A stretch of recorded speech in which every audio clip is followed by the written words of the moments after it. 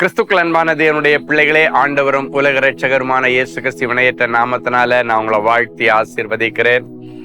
இந்த ஜூன் மாதம் 14ஆம் தேதி மங்கள வார்த்தை நிகழ்ச்சி மூலமா உங்களை நேரடியாக உங்க வீடுகளில் பார்க்கறது எனக்கு ரொம்ப ரொம்ப ரொம்ப ரொம்ப சந்தோஷம். கர்த்தர் உங்களை ஆசீர்வதிப்பாராக. எல்லாரும் காலையில எழும்பி இன்னைக்கு ஆண்டவர் எனக்கு என்ன மங்கள வார்த்தை வச்சிருக்கிறாரு, இன்னைக்கு மங்கள வார்த்தையை பார்த்துட்டு தான் இந்த டிசிஷன் எடுக்கணும், இந்த மங்கள வார்த்தையை பார்த்துட்டு தான் நான் எங்க வேலையில ஜாயின் பண்ணணுன்றத முடிவெடுக்கணும், இன்னைக்கு மங்கள வார்த்தையை பார்த்துட்டு தான் இன்னைக்கு பொண்ணு பார்க்க போலாமா வேண்டாமா, இது கைகூடி வருமா என்றெல்லாம் நிறைய பேர் யோசித்துட்டு இருக்கிறீங்க. இதோ உங்களுக்காக ஆண்டவர் சஸ்பென்ஸ் உடைச்சி இன்னைக்கு ஒரு அற்புதமான மங்கள வார்த்தையை தரார். 1 நாளாகமம் 22:16. நீ எழும்பி காரியத்தை நடப்பி கர்த்தர் உன்னோடே இருப்பாராக. இங்க போலாமா அங்க போலாமா அப்படின்னு யோசித்துட்டு இருக்கிறீங்க. இன்னைக்கு மங்கள வார்த்தையை பார்த்துட்டு தான் அந்த முடிவெடுப்பேன்னு சொன்னீங்க. இப்ப ஆண்டவர் உங்களுக்கு பதில் சொல்றாரு, நீ எழும்பி காரியத்தை நடப்பி. இன்னைக்கு எந்த காரியமா போகணுமோ அதுக்கு எழும்பி கிளம்பு அப்படின்னு ஆண்டவர் சொல்றாரு. போய் காரியங்களை நடப்பி, உன்னால முடிஞ்ச எஃபர்ட்டை நீ அதுல போடு. ஆண்டவர் உன் கூட இருக்கிறார் அப்படின்னா ஆண்டவர் உன் கூட இருந்து அந்த எஃபர்ட்டை ஆசீர்வதிச்சு அதை உனக்கு பலன் உள்ளதாய் மாற்றி தருவான். நேற்றைக்கு வரைக்கும் நீ எழும்பி ஒரு காரியத்தை நடப்பித்தாய், அது உனக்கு ஃபெயிலியர் ஆயிருக்கலாம், இல்லைன்னா அது பாதியில நிக்கலாம், முடிக்க முடியாம பெண்டிங்லயே இருக்கலாம். அதை இன்னைக்கு ஆண்டவர் கூட வந்து முடிச்சு நிறைவை கட்டளையிடுவார். நிறைவு என்கிற வார்த்தையை உங்க ஒவ்வொருவருடைய சிரசில வச்சு ஆண்டவர் ஆசீர்வதிக்க சொல்லுகிறார். அப்படின்னா உங்க வாழ்க்கையில இருக்கிற எல்லா குறைவுகள் கிறிஸ்து இயேசுக்குள்ள இன்னைக்கு நிறைவாகும்.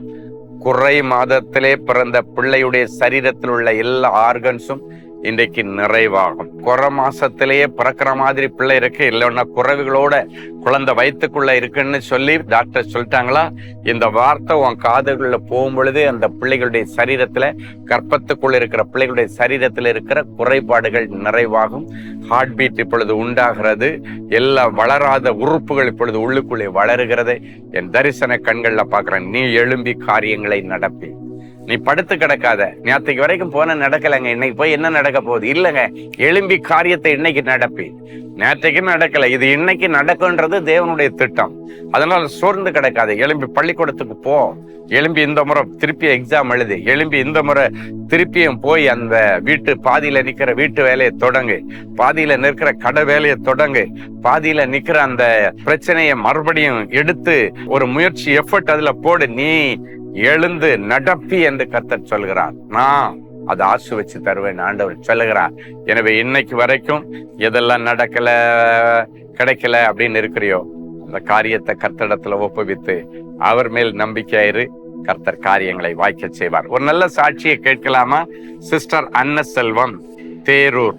கர்த்தருக்கு ஸ்தோத்திரம். என்னுடைய பேத்தியின் பெயர் வருணா. அவளுக்கு 6 வயது ஆகிறது.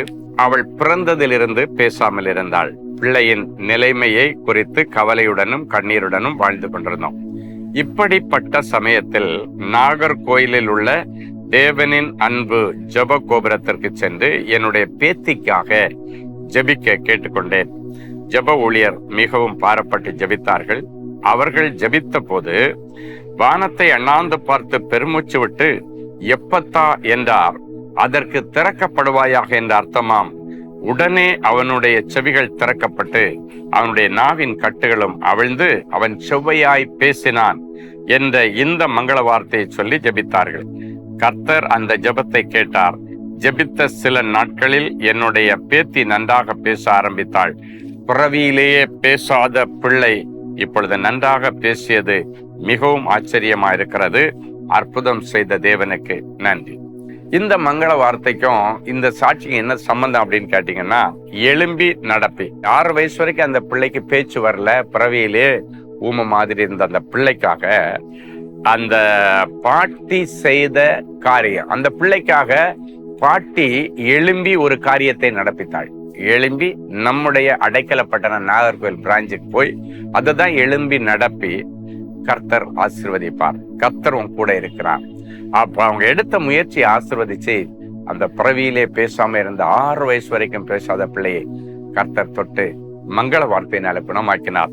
இன்றைக்கு நீங்கள் கேட்ட மங்கள வார்த்தை உங்கள் காரியங்களை கைகூடி வர பண்ணும். அன்பான ஆண்டவரே, உமக்கு நன்றி. ஒரு அழகான மங்கள வார்த்தையை சொன்னீர்.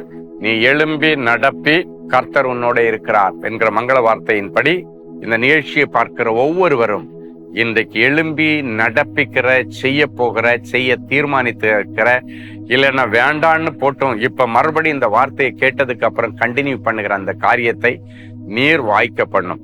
இந்த காரியங்களை கர்த்தரிடத்துல ஒப்புவித்து உண்மையில் நம்பிக்கையாயிருக்கும். இதே காரியங்களை வாய்க்க பண்ணுகிறவர் வாய்க்க பண்ணும்.